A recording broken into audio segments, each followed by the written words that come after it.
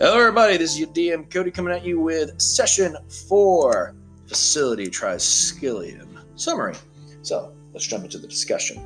We began with our heroes launching into a stealth mission into the former Boros foundry, now Golgari Overtune.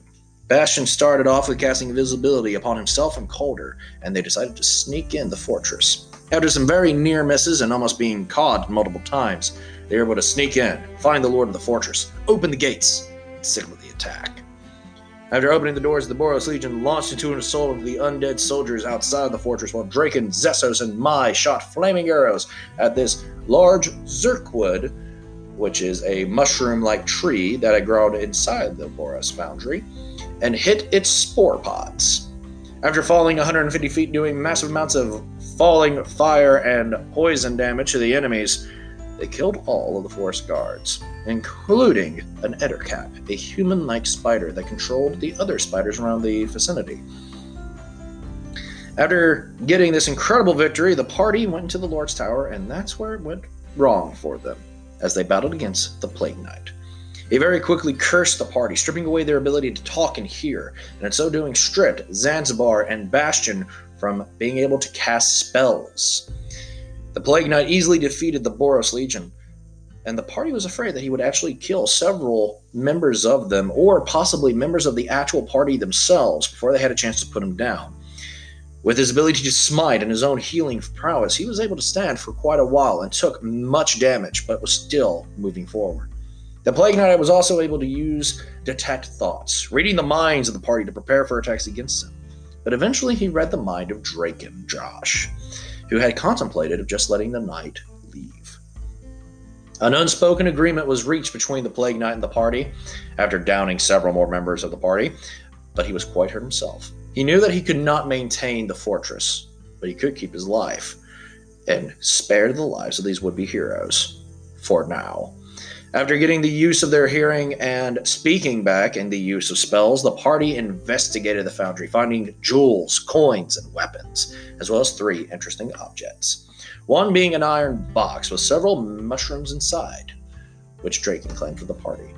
A shield with an eye that turned out to be a magical sentinel shield, giving advantages on perception and initiatives, which Draken also took.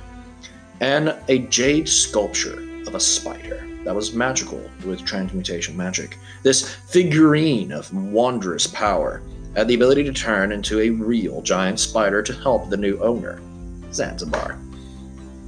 After taking back the foundry, the party believed the boy, Wesley Hadaway, that they had gotten the mission to find him down here, believed that he was maybe a lost cause, and believed that he could be turned into a hob. They chose to continue on without looking for him, believing that they could potentially return to reverse his condition, or at least know the truth and investigate it. The party split ways. Draken, Mai, Zessos, Calder, and the Boros made their way back up to the surface, while Bastian, Zanzibar, and Belov continued in the Underdark towards Brobaro. As the party returning to the surface got closer, Mai began to show signs of weakness and fever, which had Draken worried for her health.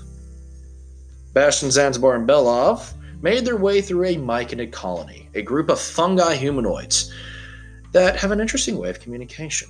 They have to spores individuals, and this allows them to have telepathy with them.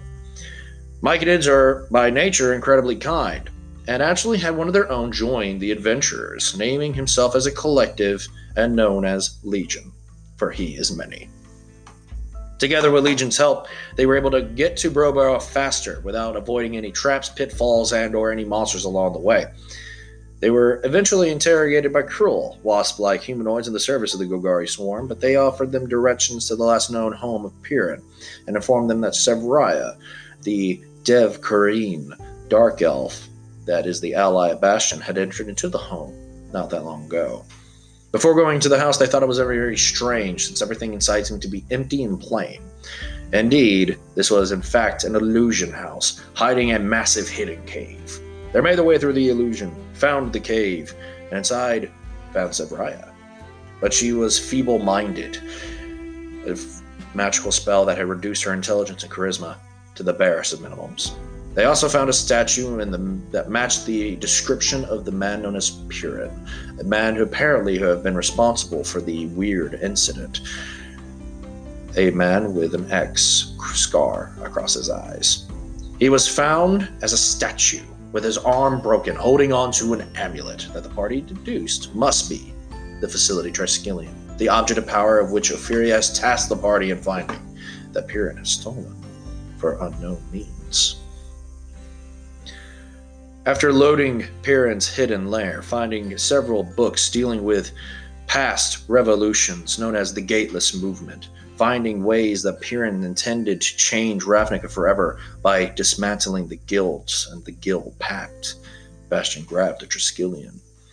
As he did, his consciousness was teleported to what seemed to be space, and where he looked around, there was planets, stars, and in front of him, a nebula. Inside the nebula, a single massive slitted eye appeared, and as it did, the stars turned into eyes as well. He heard multiple voices call into him, saying that he was new yet familiar, that they could taste his soul and it was sweet, and that he may prove worthy of their gift.